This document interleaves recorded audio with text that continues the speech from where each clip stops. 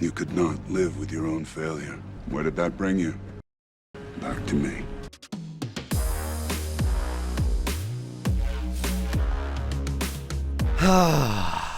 Guys.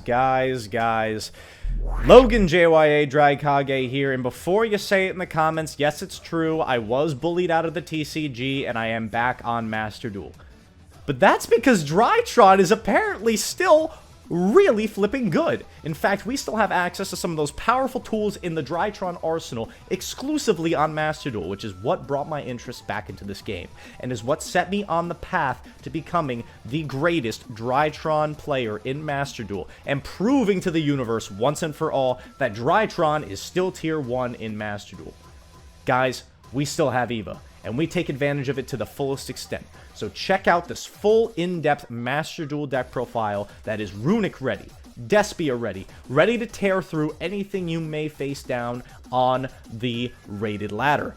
This deck has currently taken me into the Diamond ranking for the first time after not playing Master Duel for a period of several months. We stepped back in, we put together the best deck, and we're absolutely obliterating folks. But right now, we're only at Diamond 4. And with the next iteration of this deck, I plan to get to Diamond 1. So next time you see a Master Duel DRYTRON deck profile, it is going to be the one that carried me to the absolute top. And after that, you're going to see the DRYTRON Master Duel build that won a massive tournament. So if you guys want to see those videos, be sure to make sure this video smashes 100 likes. And I will also tell you this much, there may or may not be another TCG DRYTRON build in your future. That's all I got, guys. Let's dive into this Master Duel deck profile, and stick around to the end. We got a lot of amazing replays that you're really going to want to see. Let's get into it. Alright, my friends, what's going on? Drykage back at it again, and yes, we have returned to Master Duel to take on the competition and prove once and for all that, at least in Master Duel, DRYTRON's still the best deck around, and we're doing it on our pathway to Diamond 1. Now, this is Iteration 1 of my Master Duel DRYTRON builds for 2023, which has currently carried us all the way from the amateur ranks, all the way up to the Diamond ranks, but we're not Diamond 1 yet. That is right around the corner, and you'll be able to see any changes we make and reflect in that build in Iteration number 2. But without further ado, let me dive into this build, and we'll talk a little bit more about some of the tech choices here and how we're combating against the unique Master Duel meta compared to the TCG. And if you guys want to see Iteration 2, as well as a brand new 2023 TCG DRYTRON deck profile, be sure to get this video past 100 likes. Alright guys, starting off with the monster lineup, you already know we've got the 2 copies of EVA.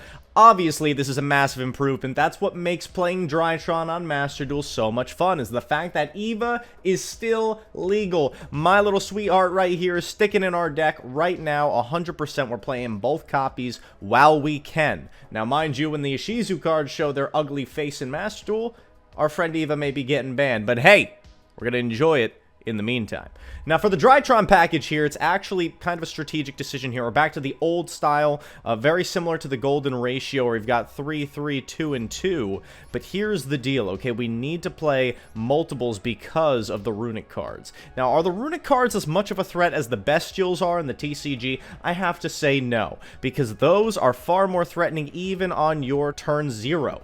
On that turn 0, you can get cooked by those Bestials. You can get cooked by those yugioh mill monsters as well as their shufflers.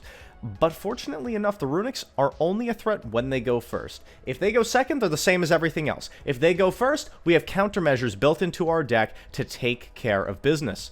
Now, moving on from there, that's the ratio for the DRYTRON monsters. We are maxing out our Herald of Orange Lights as well as our Diviners. We are playing this like old school TCG DRYTRON, and it kind of serves 2 function here, right? You know what's one of the biggest threats to this deck in Master Duel? That's Max C. But we have several countermeasures built in here. Of course, we got the Ash Blossoms. We've also got the inarchetypal support of the Orange Light, which can be used to negate Max C. On top of that, of course, you already know I'm skipping around a little bit here. We are maxing out the Call by the Graves. But you may notice that we're not playing Max C of our own in this particular deck. There's a reason for that. We're trying to keep it as consistent as possible down to 40 cards.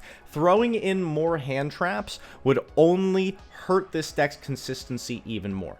Now, mind you, having only one Ben 10, we have to play this deck in a very specific way. It's not as easy to do some of the other more gimmicky builds when we're only having the one Ben 10 to rely on. In fact, it makes a lot more sense to rely more so on your core engine. So even when there are times when you cannot access Ben 10, you still have those backup plans plugged in there. Moving on, let's get into the ritual monsters here. Of course, we've got the one Natasha, the one Ben 10, the one Ida 10, the one Herald of Ultimateness, and the one Drykonids. Now, I know I was just talking about the Runick matchup, and people instantly, Master Duel players will immediately disqualify any deck that runs an excessive amount of one-ofs as not playable in the current Master Duel format because of the prevalence of the Runicks, and I am here to hard disagree with that particular statement. In fact, we have diversity of options here. Not only do we have our one-of rituals, which are great, and it does suck when they do get Runick banished, but we have the plethora of extra deck resources to tap into and clear out those Runick strategies. There are many times where hitting one of these accomplishes next to nothing, because if you would have to pretty much wipe out all of these for us to be in a real panic situation, if the opponent is able on their first turn to knock out Ben 10 and Drykonids and Ida 10 and Natasha, then Godspeed to them. But if they cannot do that, then we are always still in the fight with our core strategy. If we have to pivot, we can completely rely on link climbing and exceed climbing, okay? Keep that stuff in mind, because again, you're going to run into a lot of Runick players, and this is what you have to do when they go first. Spell cards. We've got triple copies of Cyber Emergency and triple copies of Nova, along with one Fafnir and two Medionis.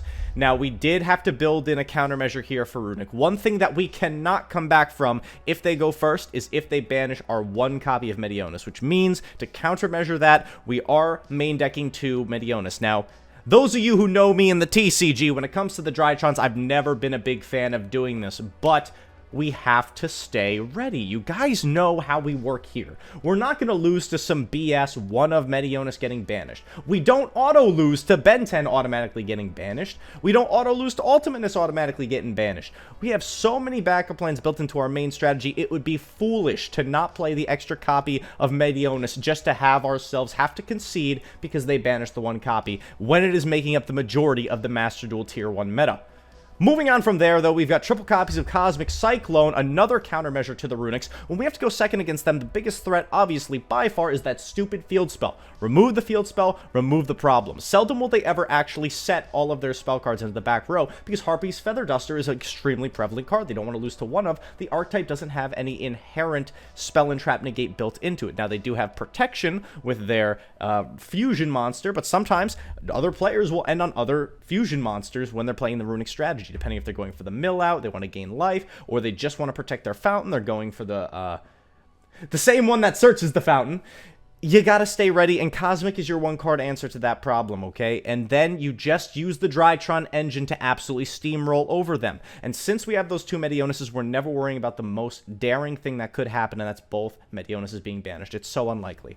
Now, when you're playing against Runick, I do have to put this out there, you want to be sure to get a copy of Medionis out of your deck as fast as possible. Same thing is true for Ben 10. You want to make those your first search targets. Whatever you're missing, grab it to your hand, because if they do get banished, it does put you at a disadvantage, but you do not auto-lose. Like I said earlier, we got the two Call by the Grave. We're dealing with that Maxi. We're dealing with those unfortunate Ash Blossoms when they come. Those are the really only real threats. It's crazy to see this card at 2. I have to be honest. Having Call by at 2, you do see it more often and you do feel it. Going into the extra deck here, we've got the one Entess, and not one, but two Herald of the Arclight. And the reason why we're doing this here is because we want guaranteed follow-up on the normal summon of the Diviner. We will almost always be ending with an excess of Diviners in hand, whether they were searched off Eva, we drew into an additional copy, we are going to have one for our follow-up turn, but we might not have a DRYTRON name or a ritual monster. That's why, in my opinion, in Master Duel right now, it's a good idea to play the second copy of the Arclight in this particular build.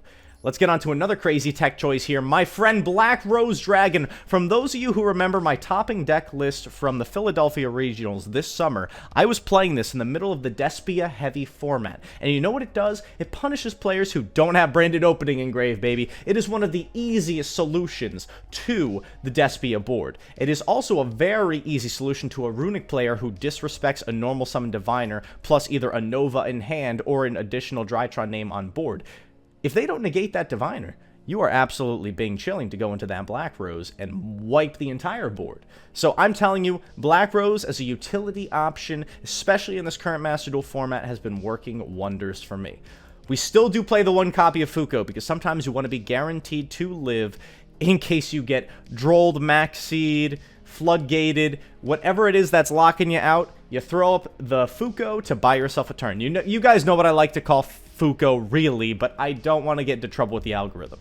Moving on, we got 2 copies of Moy Beta. You gotta play your Moy Betas. You gotta play it at 2. There is no 3. There is no 1. You're playing 2, guys. Listen, I know I'm talking to Master Duel players, so I'll keep it slow here for you. Play 2 Moy Beta. That's pretty obvious.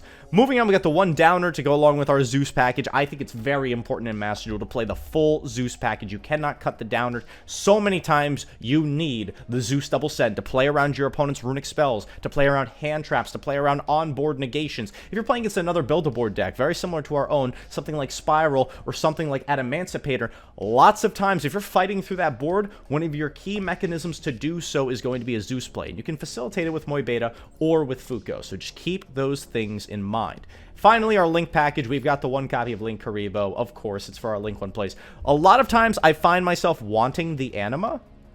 However, I have stuck to Link Karibo. For now, that may change. We've got the 1 copy of Nightmare Phoenix. Now, it's not as good against the Runics if they leave up the Hugin, because then, of course, they can protect the Runic spell. But if you combine this with another form of removal, like your Black Rose, then you are clearing off that Runic field spell. Another easier way to clear with that Runic field spell is with Nightmare Unicorn, which pairs very nicely with our IP Masquerena to summon on our opponent's turn. But the other card we're preliminarily going to be summoning...